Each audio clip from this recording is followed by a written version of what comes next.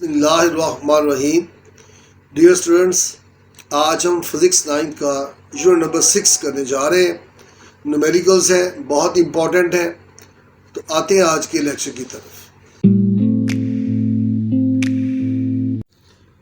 A man has pulled a cart through 35 metres applying a force of 300 newton. एक आदमी है जो एक छकड़े को खींच रहा है, जिसकी जो उसका जो जो कहाँ तक उसको उसने खींचा है 35 मीटर तक। कैसे खींचा, कैसे उसको पुल किया? अप्लाइंग अ फोर्स, एक फोर्स अप्लाई करवाई 300 न्यूटन। दो चीज़ें मिल गई हमें। क्या क्या मिल गया हमें? एक तो ये डिस्टेंस मिल गया 35 मीटर्स, और एक हमें क्या मिला? फोर्स मिल गई जो है 300 Newton. Find the work done by the man. उस आदमी ने कितना काम किया है, हमने वर्क डन फाइंड करना है। तो आते हैं डाटा की तरफ। डिस्टेंस, इसको एस से रिप्रेजेंट करते हैं। डिस्टेंस है, उर्दू में क्या कहते हैं? फासला। कितना है? 35 मीटर। फोर्स एफ है,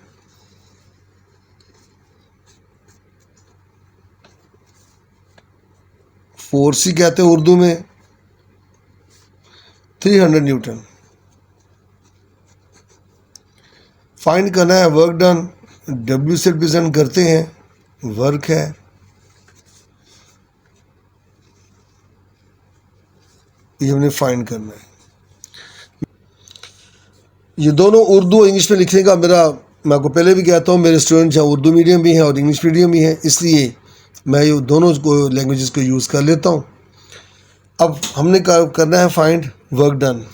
डब्ल्यू होता है फोर्स इनटू डिस्टेंस। फोर्स है 300, डिस्टेंस था 35। देखिए ना, ये भी स्टैंडर्ड इंटरनेशनल जो है वो उसमें है, और ये भी न्यूटन भी है। लिहाजा इसमें हम ये ऐसा कभी नहीं देखेंगे करेंगे कि यूनिट जो है वो चेंज हो, सिस्टम और हो, तो कभी भी क्वेश्चन हमारा ठीक नहीं होगा, आंसर गलत हो जाएगा। तो इनको मल्टीप्लाई करते हैं तो आंसर आ गया हमारे पास 10500 जॉल्स। वर्क डन का यूनिट क्या होता है? जॉल। 6.2 आते हैं। डाटा क्या है हमारे पास? बुक से रीड करते हैं। A block weighing 20 newton is lifted 6 metre vertically upward. एक ब्लॉक है, उसको जिसका वज़न 20 न्यूटन है, उसको अप उठाया गया है, लिफ्ट किया गया है 6 मीटर तक vertically upward. Calculate the potential energy stored in it. हमें पता है जो किसी भी ऑब्जेक्ट को, किसी ब्लॉक को, किसी बॉडी को हम उठाते हैं तो उसकी जो चेंज इन पोजीशन जो एनर्जी होती है वो पोटेंशियल एनर्जी होती है। तो डाटा बनाते हैं और क्वेश्चन को सॉल्व करते हैं। क्या गिवन है? वेट, जो कि फोर्स भी हमें पता होती है, मैं बता चुका हूँ। वेट का यूनिट भी न्यूटन है, फोर्स का यूनिट भी न्यूटन है, 20 न्यूटन है। एच हाइट, उसका डिस्टेंस अब है 6 मीटर। हमें फाइंड करनी है potential energy. Potential energy is equal to question mark. Potential energy का फार्मूला क्या है? वो है mg/h। चूँकि हमारे इसमें W जो होता है वेट, वो mg के इक्वल होता है, लिहाजा W इंटू एच वो आ गया 20 इंटू 6। तो मल्टीप्लाई करें तो कितना आ गया? 120। और एनर्जी का यूनिट भी जूल ही होता है। पोटेंशियल एनर्जी हमारा आंसर आ गया। आसान सा न्यूमेरिकल था। परेशानी से ये होती जी वेट का न्यूटन क्यों लिखा हुआ है, और दूसरी बात कि पोटेंशियल जी mgh होती है, इसका फार्मूला WH भी होता है, क्योंकि mg जो होता है वो W के बराबर होता है, इसलिए PE आ गया W इंटू एच या mg इंटू एच, तो आ गया 20 इंटू 6 120 जॉल्स। 6.3 है, a car weighing 12 kilo Newton है स्पीड ऑफ 20 मीटर पर सेकेंड। एक कार है जिसका कि वज़न 12 किलो न्यूटन है। किलो मीन हमें पता है, ये हमने प्रीफिक्सेस पढ़ा था, तो 10 की पावर 3 जो उसका ग्राम आ जाएगा, किलो जो होता है, तो यहाँ पे किलो न्यूटन है, मीन 10 की पावर 3 यूज़ करेंगे तो ये बन जाएगा 12,000 न्यूटन। है स्पीड ऑफ 20 मीटर पर सेकेंड, स्पीड दे दी है जो कि वेलोसिटी हम कहेंगे v 20 मीटर पर second. Find it's kinetic energy, हमने काइनेटिक एनर्जी इसकी फाइंड करनी है। W वे 12 किलो न्यूटन, जिसको हम बोलेंगे ये बन गया 12,000 न्यूटन। किलो को यूज़ किया हमने, और वेलोसिटी इसकी कितनी है, वो है इसकी 20 मीटर पर सेकेंड।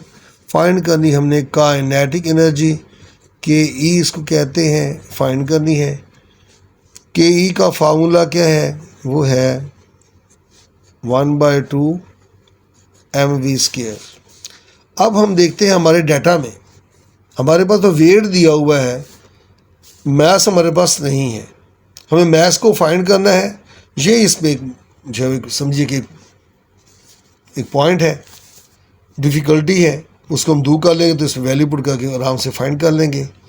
हाफ वैसे ही m को फाइंड करना है, कितना है, v हमारे पास 20 है, इसका स्क्वायर है। अब मैथ्स के लिए हमें यहाँ पे वेट में आना पड़ेगा, w = mg होता है, g का हमें पता है वो है 10 मीटर पर सेकेंड स्क्वायर। तो w हमारे पास फार्मूला बनाते हैं, w = mg था, तो यहाँ से m हमारे पास आ गया w/g, तो g से डिवाइड कर दिया। किस तरह से, w = mg, हमने क्या किया, g से डिवाइड, तो g से डिवाइड, g से कैंसिल हुआ, m आ गया w/g, तो m आ गया। w क्या था हमारे पास, वो था 12,000, g है 10, तो m हमारे पास आ गया 1200 किलोग्राम्स। मैथ का यूनिट किलोग्राम होता है। तो यहाँ पर m की वैल्यू रिप्लेस कर देनी है, वो आ गई 1200, ये यहाँ से। अब इसको सॉल्व करना है, 1/2, ये 1200 है, और 20 का स्क्वायर मीन 20 इंटू 20 है, 2 1 ज़ा 2, 2 6 ज़ा 00 आ गए। तो जो 2 से इसको डिवाइड किया था तो आया था 600 इंटू 20 इंटू 20, तो इसको 1 2 3 4 ज़ीरोज़ आ गए, और मल्टीप्लाई किया तो हमारे पास आ गया 240000 जॉल्स। इसको हम देखें, 240 इंटू ये 1000 को अलग कर लिया, इतने जॉल्स, और 240 किलो जॉल्स हमारा आंसर आ गया। काइनेटिक एनर्जी हमारी 240 किलो जॉल्स है, क्योंकि यहाँ पे वेट किलो न्यूटन में दिया था तो हमने इसको किलो में कन्वर्ट कर दिया। अगर आप इसको यहाँ तक भी छोड़ देंगे तो गलत तो नहीं है, लेकिन इसको आप जैसे इसमें प्रीफिक्स यूज़ किया था किलो, तो आपको किलो में कन्वर्ट कर देना ज़्यादा बेहतर है। बुक में यहाँ से यही है, तो हमें इसी को ही फाइंड करना चाहिए। 6.4 हमारे पास प्रॉब्लम है, पढ़ते हैं। अ 500 ग्राम स्टोन इज़ थ्रोन अप। अब ये ध्यान रखना है कि ग्राम में दिया है उसने, इसका जो मैथ है, हमने किलोग्राम बनाने हैं और सवाल को आगे चलाना है। मैथ दे दिया है जिसको के ऊपर फेंका गया है, स्टोन है, with a velocity of 50 metre पर second. Find its potential energy at its maximum height. Maximum height वो होगी जहाँ पे जाके ये स्टॉप करेगा, इसकी VF 0 होगी। और kinetic energy when it hits a ground, और ये जो KE वो फाइंड करें जो वो ग्राउंड को आगे हिट करेगा। मैथ है 500 ग्राम्स, क्या करेंगे, 500 को 1000 से डिवाइड कर देंगे तो क्या बन जाएगा, किलोग्राम्स, 0 0 कैंसिल, 0.5 किलोग्राम आ गया मैथ। ये कन्वर्ट करना बहुत ज़रूरी है, कि मास का जो SI यूनिट है वो किलोग्राम है। अब नेक्स्ट क्या था, वेलोसिटी दी हुई थी v is equal to 15 metre पर सेकेंड और हमें फाइंड करनी है पोटेंशियल एनर्जी और सेकेंडली फाइंड करना हमने काइनेटिक एनर्जी। पोटेंशियल एनर्जी होता है mgh। m से मास या मास हमारे पास है 0.5, g का पता है ग्रेविटेशनल एक्सेलरेशन 10 मीटर पर सेकंड स्क्वायर होता है और h हमारे पास मैक्सिमम हाइट, हमारे पास जो h हाइट है जहाँ तक वो जो स्टोन है वो जहाँ तक वो जाएगा वो h हमने फाइंड करनी है। h हमारे पास नहीं है तो इस h को फाइंड करना काम है, बाकी वैल्यू पुट करके आंसर निकालना है। इस h तक जाने के लिए हमें क्या करना पड़ेगा, हमें मोशन की इक्वेशंस का सहारा लेना पड़ेगा। इसमें देखा वेलोसिटी दी हुई थी जो कि vi हम समझेंगे, स्टार्ट है इसकी वेलोसिटी vi 50 मीटर पर सेकेंड। vf वो पॉइंट जहाँ पे बॉडी जाकर रुकेगा तभी तो हाइट होगी, वरना तो हाइट का हम डिसाइड कर ही नहीं सकते जब बॉडी अभी जा ही रहा हो। तो जब वो स्टिल करेगा, रुकेगी जगह पर, तो हम कहेंगे इतनी हाइट है, तो vf 0 होगी। h हमने फाइंड करना है, वो डिस्टेंस जहाँ तक वो जाएगा उसको s is equal to h से रिप्रेजेंट कर दिया हमने। g हमें पता है 10 मीटर पर सेकंड स्क्वायर, जो बॉडी अपवर्ड या डाउनवर्ड आता है तो उसका एक्सेलरेशन कन्वर्ट हो जाता है ग्रेविटेशनल एक्सेलरेशन। मैं लिख दिया यहाँ पर a कन्वर्ट g में हो गया और s कन्वर्ट h में हो गया। इक्वेशन मोशन हमारे पास थी 2as is equal to vf square minus va square.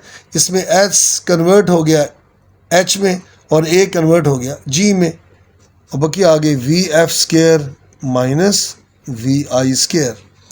अब वैल्यू रिप्लेस कर देते हैं, 2 का 2 आ गया। अपवर्ड जाते हुए ग्रेविटेशनल एक्सेलरेशन क्या होगा, नेगेटिव होगा। h हमने फाइंड करना है, vf 0 है का स्क्वायर माइनस vi 15 का स्क्वायर है। वैल्यू मल्टीप्लाई कर दिया, माइनस 20h आ गई और माइनस का साइन वैसे ही रहा। 15 का स्क्वायर लेते हैं तो क्या बना, 225 आया।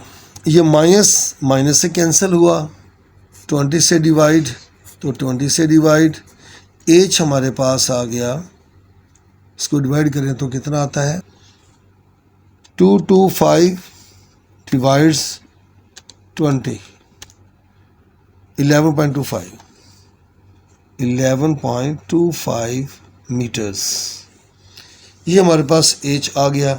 हम आराम से पोटेंशियल एनर्जी को हम फाइंड कर सकते हैं, वो आ गया mgh। m हमारे पास था 0.5 इंटू g है 10 इंटू h हमारे पास 11.25 आया।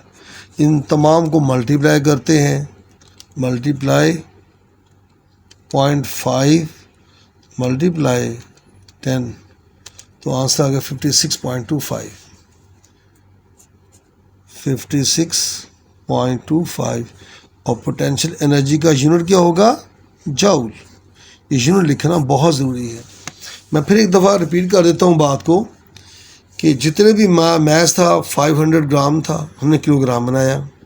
वेलोसिटी v 50 मीटर पर सेकंड दी हुई थी। पोटेंशियल एनर्जी और काइनेटिक एनर्जी फाइंड करनी थी।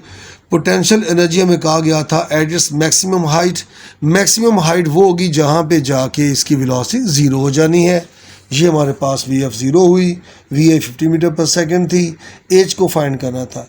एक शॉर्ट फॉर्म इसकी है, वो इसी इक्वेशन की ही है, यहीं से बनाई हुई है। चूँकि बॉडी ने जाके स्टे करना, रुकना है, तो vf 0 हो जानी है। तो हमारे पास फार्मूला बना 2as is equal to minus vi square. चूँकि a कन्वर्ट माइनस g में हो जाएगा तो ये हमारे पास vi स्क्वायर माइनस कैंसिल होके तो vi हमारे पास 2gh का स्क्वायर रूट भी आ जाएगा। अगर हम चाहें तो इसको भी पुट करके इसको फाइंड कर सकते हैं। आंसर वही है, इसी क्वेश्चन को यूज़ किया है। मैं इसको थोड़ी सी ड्राइव कर दी है कि vf 0 हो जानी है, तो मैंने इसको यहाँ से ऐसे लंबा करने के बजाय शॉर्ट फॉर्म में यूँ भी कर सकते हैं। वहाँ मेंशन करना पड़ेगा एट मैक्सिमम हाइट vf 0 हो जाएगी, एस इसका कन्वर्ट एच में हो जाएगा और ए इसका कन्वर्ट माइनस जी में हो जाएगा और माइनस कैंसिल होके वी आई हमारे पास 2GH का स्क्वायर रूट। अगर सिंपल ये फार्मूला भी लगा के वी आई फाइंड करें तो वी आई फाइंड करें तो इसकी एच फाइंड कर निकल सकती है, यहाँ से हम निकाल सकते हैं इसको 2G = V I square root है, इसको दोबारा फाइंड कर लें, एच को हम फाइंड करने में कामयाब हो जाएंगे, इसी एच को बजाय इसके यहाँ से हम, तो इसी को हम यूँ बजाय करने के बजाय हम ये भी कह सकते हैं कि 2GH माइनस का = माइनस का V I square, minus cancel हुआ तो हमें एच को फाइंड करना है तो एच आ जाएगा we I square over 2G। ये फार्मूला लगा के हम इजीली फाइंड कर सकते हैं, जैसे मेरे बच्चों को इजी लगे। हम चाहें तो पूरी इक्वेशन को पुट करके निकाल लें या हम इस इक्वेशन को ड्राइव करके h = V I square over 2G लगा के भी h को फाइंड करेंगे, तब भी आंसर वही आएगा।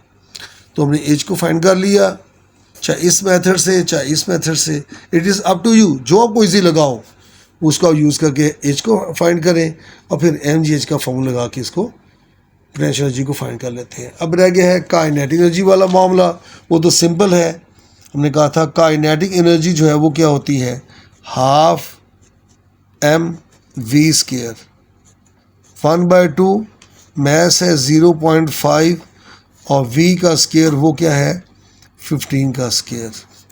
इसको सॉल्व करें मल्टीप्लाई करके तो हमारे पास आंसर आ जाएगा 56.25 जॉल्स। वैसे भी एनर्जी कंजर्वेशन लॉ भी वही है कि एट मैक्सिमम हाइट पे उसकी पोटेंशियल जितनी होगी और ग्राउंड पे आगे उसकी पोटेंशियल दोनों सेम ही होंगी। कुछ जो है वो इस बात को भी यूज़ कर लेते हैं कि पहले बजाय ये सारा लंबा चौड़ा प्रोसेस करने के बजाय क्या कर लेते हैं पहले के को फाइंड कर लिया जाए और फिर एनर्जी कंजर्वेशन लॉ बता दिया जाए कि जितनी उसकी ग्राउंड पर काइनेटिक एनर्जी होगी वो किसकी वजह से होगी, उतनी उसकी हाइट पे पोटेंशियल एनर्जी होगी। तो जितनी के है उतनी ही पोटेंशियल एनर्जी भी होगी। लेकिन अगर क्वेश्चन उससे पूछा ही सिर्फ इतना जाएगा तो फिर हमें इस मेथड को यूज़ करना हमारे लिए ख़तरनाक हो जाएगा। मार्किंग करने वाला बंदा इसको गलत भी करा दे सकता है कि ये पूछा ही नहीं गया। तो हमने सिंपल ये बताना है कि एट मैक्सिमम हाइट उसकी पोटेंशियल एनर्जी क्या होगी। लिहाजा हमें ये मेथड यूज़ करके पहले पे को फाइंड कर लेना चाहिए और फिर ग्राउंड पे बाद में उसने आना है तो ग्राउंड पे आगे उसकी तमाम एनर्जी कन्वर्ट हो जाएगी काइनेटिक एनर्जी में। तो उम्मीद करता हूँ मेरे बच्चों को इसमें जो कॉम्प्लिकेशन है वो समझ लगी होगी कि हम पहले पोटेंशियल एनर्जी फाइंड करेंगे, उसके हमें एच को फाइंड करना पड़ेगा और फिर उसके बाद पोटेंशियल एनर्जी फाइंड हो जाएगी। ओके, तो सिंपल था ही। अब जैसा क्वेश्चन पूछा जाएगा वैसे ही इसका आंसर देंगे। अगर सिंपल पोटेंशियल एनर्जी पूछी जाएगी तो हमें ये सारा प्रोसेस करना पड़ेगा, फिर पोटेंशियल एनर्जी पे आएंगे। और अगर वैसे ही के पूछी जाती है तो वो हम डायरेक्ट निकाल सकते हैं। उम्मीद करता हूँ मेरे बच्चों इसकी अच्छी तरह से समझ लगी होगी। 6.5 है, on reaching the top of a slope. कोई एक स्लोप है, उसकी टॉप पर पहुंचकर स्लोप की हाइट क्या है 6 metre high from its bottom. Bottom से हाइट तक गए, किसी स्लोप के टॉप पे पहुंचे तो कितनी है उसकी हाइट हो गई 6 मीटर। एच हमारे पास आ गया 6 मीटर। फाइंड क्या करना है, अ cyclist has a speed of, उसकी वी स्पीड बता दी है 1.5 मीटर पर second. Find the kinetic energy, के ई फाइंड करें।